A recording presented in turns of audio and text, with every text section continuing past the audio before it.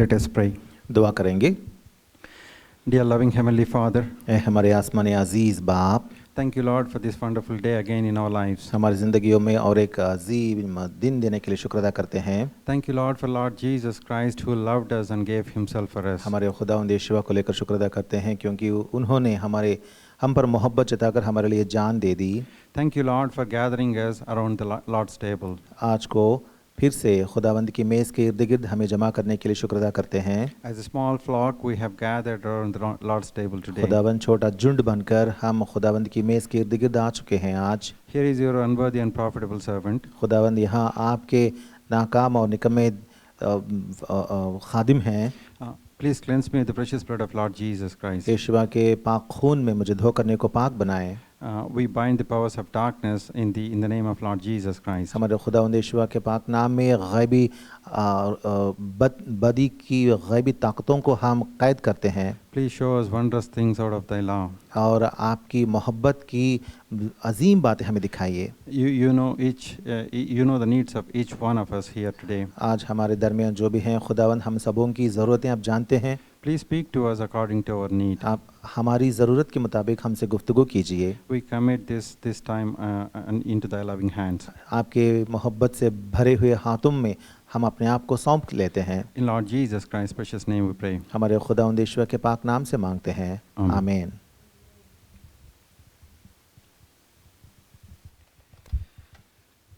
Let us turn our Bibles to Mark's Gospel 6th chapter. चलिए हम Bibles को मरकुस की खुशखबरी बाब नंबर 6 खोल के देखेंगे। Mark's Gospel 6th chapter 31st verse, all of us together. मत्ती की खुशखबरी बाब नंबर 6 और आयत नंबर 31 सब मिलकर पढ़ेंगे। Mark's Gospel 6:31. मत्ती की खुशखबरी बाब नंबर 6 का 31वीं आयत। And he said unto them, Come ye yourselves apart into a desert place and rest a while. For there were many coming and going, and they had no leisure so much as to eat. उसने उनसे कहा, तुम आप अलग वीरान जगह में चले आओ और ज़रा आराम करो, इसलिए कि बहुत लोग आते जाते थे और उनको खाना खाने की भी फुर्सत ना मिलती थी। I want to draw your attention today आज मैं इन बातों पर आपका तवज्जो चाहता हूँ। to a particular fragment. एक हिस्से पर। It is the resting in the Lord. वो क्या है? खुदावन में आराम करना। In Christian life's journey, हमारी यीशुई जिंदगियों में, हमारी सफ़र में resting in the Lord is very important. खुदावन में आराम करना बहुत ही ज़रूरी होती है। In Matthew's Gospel 11:28 we see, मत्ती की खुशखबरी बाब नंबर 11 और वर्स 28 में हम देखते हैं, Lord Jesus Christ is inviting all of us. हमारे खुदावंद यीशुआ हम सबों को बुला रहे हैं। He is inviting us, come unto me all ye that labor and are heavy laden, and I will give you rest. वो हमसे कह रहे हैं कि ए मेहनत उठाने वालों और बोझ से दबे हुए लोगों, सब मेरे पास आओ, मैं तुमको आराम दूंगा। This invitation is for each one of us. ये दावत जो है हम सबों के लिए है। As sinners, heavy burdens are laid upon our backs. हम गुनहगार हैं, इसीलिए हमारे पीठ पर बहुत बड़े बोझ डाले गए हैं। These burdens are very heavy. ये बोझ तो बहुत ज़्यादा बोझ से दबे हुए लोग हैं हम। And these burdens are sinking us down. और इस बोझ की वजह से हम दब जा रहे हैं। And because of our sin in our lives, और क्योंकि हमारी ज़िंदगी में ये गुनाह है, our entire being is impacted. हमारी वजूद ही उससे दब जा रही है।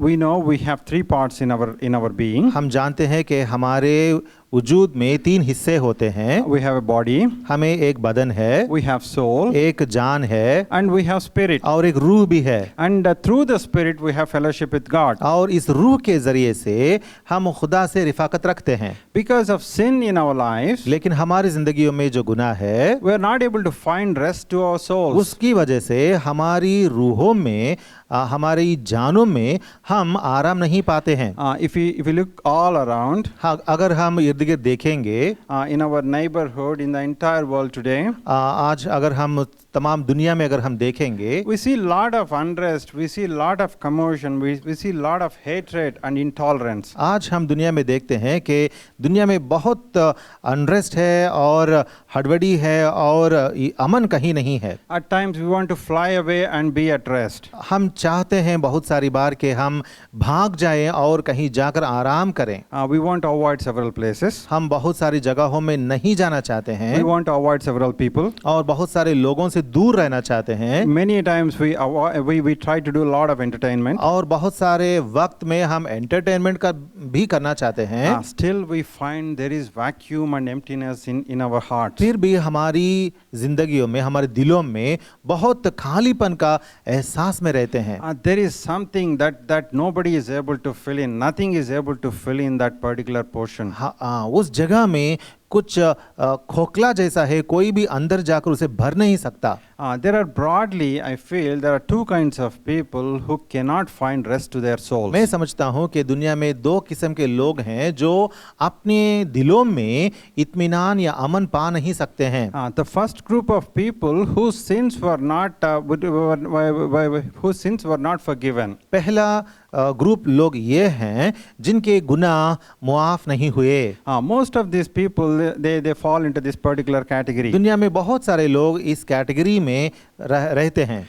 Look at their see the current state. उनकी मौजूदगी हालत कैसी है जरा देखें। Isaiah 57. एशिया की किताब चैप्टर 57 20 and 21st verses. 57 का 20 और 21वीं आयतें। 57, 20 and 21. एशिया की किताब 57, 20 और 21 आयतें। लेकिन शरीर तो समुंदर की मानिंद है जो हमेशा मौजजन और बेकरार है, जिसका पानी कीचड़ और गंदगी उछालता है। मेरा खुदा फरमाता है, शरीरों के लिए सलामती नहीं।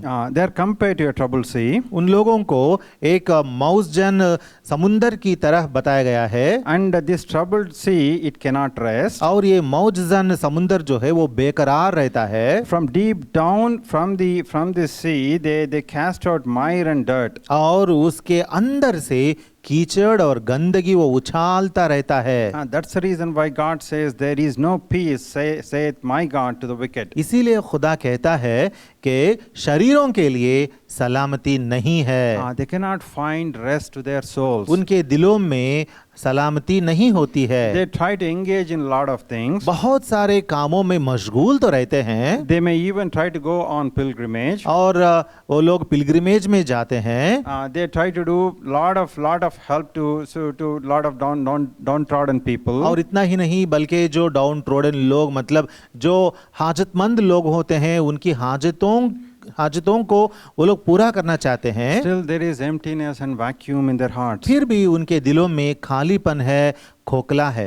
Look at what David says about these kind of people. David उन तरह के लोगों के बारे में क्या कहता है हम देखेंगे। Psalm 37. मज़ामिर की किताब या तेहिलिम की किताब चैप्टर 37।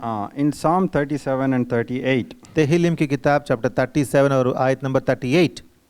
लेकिन खताकार इकट्ठे मर मिटेंगे, शरीरों का अंजाम हलाकत है। The transgressors shall be destroyed together, the end of the wicked shall be cut off. So these people, see, there is destruction waiting for them. इन लोगों के लिए हलाकत इंतजार कर रही है। They are going to be cut off. ये लोग मर मिट जाएंगे। And they have no hope other than this world. और इस दुनिया के अलावा उन लोगों की जिंदगियों में कोई और उम्मीद ही नहीं रही। And there is no hope beyond this world. और इस दुनिया के पार भी उनके लिए कोई उम्मीद बची नहीं है। There is no hope beyond this life. इस जिंदगी के अलावा, इस जिंदगी के पार उनके लिए कुछ उम्मीद ही नहीं रही।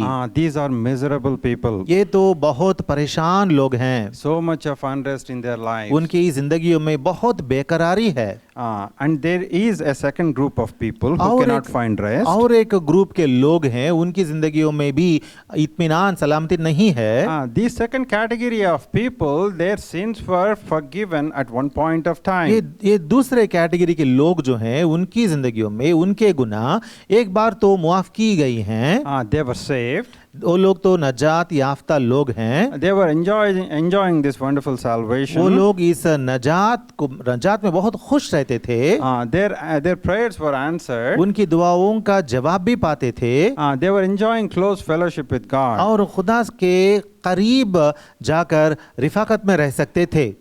But they were very careful at one point or the other. और वो लोग एक ना एक मौके पर बहुत केयरफुल रहते थे। They were not careful at one point of time. वो लोग एक ना एक वक्त पर केयरफुल नहीं रहते थे। So they sinned against God. और उन्होंने क्या किया? खुदा के खिलाफ बगावत करके गुनाह किया। They went back to their old ways. और उनकी पुरानी राहों में वो लोग चले गए। They lost the fellowship of God. और खुदा की शिराकत या रिफाकत से दूर हो गए। When they open the Bible, they cannot hear the voice of God. जब खुदा का कलाम खोलते हैं, बाइबल खोलते हैं, तो खुदा की आवाज अब सुन नहीं सकते हैं। They cannot enjoy the fellowship of God's people. और खुदा के लोगों की रिफाकत में उन लोगों की खुशी नहीं है। They know that they were saved. उन लोगों को तो ये पता है कि वो लोग नजात याफ्ता थे। And they have lost their joy. लेकिन अब खुशी से, नजात की खुशी से दूर हो गए हैं। Let's consider for a while the example of David. मसलन हम दावीद का एक तमसील लेंगे। David was God's anointed. David कौन है? वो खुदा से मसा किया गया इंसान है। Today David is representing or resembling a believer. आज दावीद एक अच्छे मोमिन की तरह है। David fell into sin several times in his life. David अपनी जिंदगी में बहुत सारी बार गुनाह में गिर गया था। Because of pride and because of adultery. तकब्बुर की वजह से और जिना की वजह से He sinned against God. खुदा के बरखिलाफ वो गुनाह किया था। Sin is a loathsome disease. गुनाह एक हौलनाक बीमारी है। It's a deadly disease. वो जानलेवा बीमारी है। Many people, they cannot understand how deadly this disease is. बहुत सारे लोग समझ नहीं सकते हैं कि ये गुनाह, ये बीमारी कितनी खतरनाक बीमारी है। That's the reason why several people play with sin. इसीलिए बहुत सारे लोग अनजाने में गुनाह से खेलते रहते हैं। If we understand the deadliness of this particular loathsome disease, we will stay away from sin. अगर हम इस हौलनाक और खतरनाक बीमारी यानी गुनाह कितनी बड़ी बीमारी है, अगर ये समझेंगे तो जरूर हम गुनाह से दूर रहेंगे। If the problem of sin is not solved in your life, it is going to impact the entire being, your entire being. अगर आपकी जिंदगी में इस गुनाह के बारे में कुछ किया नहीं गया तो जरूर ये गुनाह तुम्हारी सारी वजूद पर ये असर करने लगेगा। If we carefully read some of the verses from Psalm 38, अगर आप एहतियात से मज़ामीर की किताब चैप्टर 38 से कुछ आयतें पढ़ेंगे, look at the state of David. David की हालत यहाँ हम देखते हैं। Sweet psalmist of Israel. Israel का बहुत शीरीन मज़ामीर नवीस है वो। Man of God's own heart. खुदा के दिल के मुताबिक चलने वाला आदमी है। He was pleading with God in verse 1, O Lord, rebuke me not in thy wrath, neither chasten me in thy hot displeasure. यहाँ दावीद खुदा से इल्तिमास करता है पहली आयत में और कहता है, ए यहोवा, अपने कहर में मुझे झिड़क ना दे और अपने गज़ब में मुझे तंबीह ना कर। He certainly understands that God is angry with David. वो ज़रूर समझता है कि खुदा मुझसे यानी दावीद से गज़बनाक है। He certainly understands that God was very displeased with David. David से खुदा कितना ही गुस्से में है, दावीद समझता है। That's the reason why he's asking God, rebuke me not in thy wrath. इसीलिए खुदा से वो इल्तिमास करता है और कहता है, अपने कहर में मुझे झिड़क ना दे। And again in verse 3 he says, there is no soundness in my flesh because of thine anger. और तीसरी आयत में कहता है, तेरे कहर के सबब से मेरे जिस्म में सेहत नहीं। And in fourth verse he says, mine iniquities are gone over mine head. और चौथी आयत में कहता है क्योंकि मेरी बदी मेरे सिर से गुजर गई। In fifth verse, my wounds stink and are corrupt because of my foolishness. पांचवी आयत में कहता है मेरे जख्मों से बदबू आती है, वो सड़ गए हैं। And then sixth verse, I go mourning all the day long. वो छठी आयत में कहता है मैं दिन भर मातम करता फिरता हूँ। Seventh verse, my loins are filled with a loathsome disease. There is no soundness in my flesh. सातवीं आयत में कहता है कि मेरे जिस्म में कुछ सेहत नहीं। And in eighth verse, he says, I have roared by reason of the disquietness of my heart. और आठवीं आयत में कहता है और दिल की बेचैनी के सबब से कराहता हूँ। David is certainly miserable. David बहुत बेकरार है। He lost the joy of salvation. उसने अपनी ज़िंदगी में नजात की खुशी से वो दूर हो गया। There is no quietness in his heart. और उसके दिल में इत्मीनान नहीं।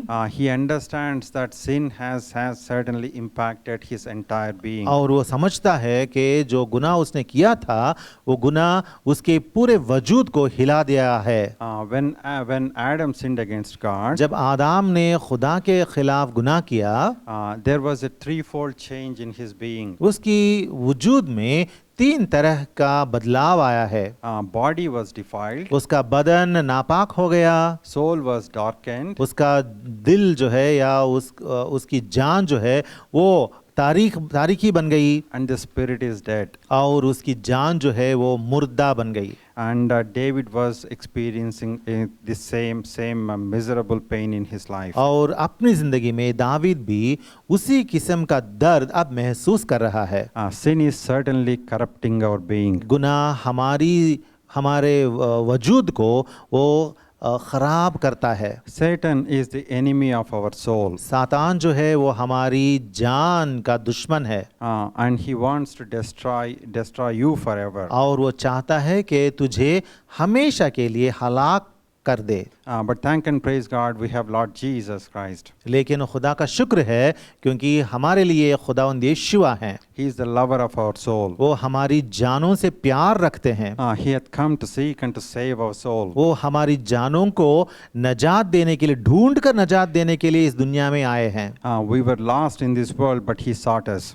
हम इस दुनिया में तो परागंदा हो गए, बिछड़ गए, लेकिन वो हमें ढूंढ कर बचाता है। He sought us and saved us. उसने हमें ढूंढा और बचाया भी। And one day we have heard His voice. और एक दिन हमने उसकी आवाज सुनी भी थी। Come unto me, all ye that labor and are heavy laden, I will give you rest. उसने कहा, ए बोझ से दबे हुए लोग मेरे पास आओ, मैं तुम्हें आराम दूंगा। Thank and praise God, we have day in our lives. और खुदा का शुक्र है क्योंकि हमारी जिंदगियों में ऐसा एक दिन भी आया when we responded to His loving voice. जिस दिन में उसकी प्यार भरी आवाज को हम रिस्पॉन्ड किया था।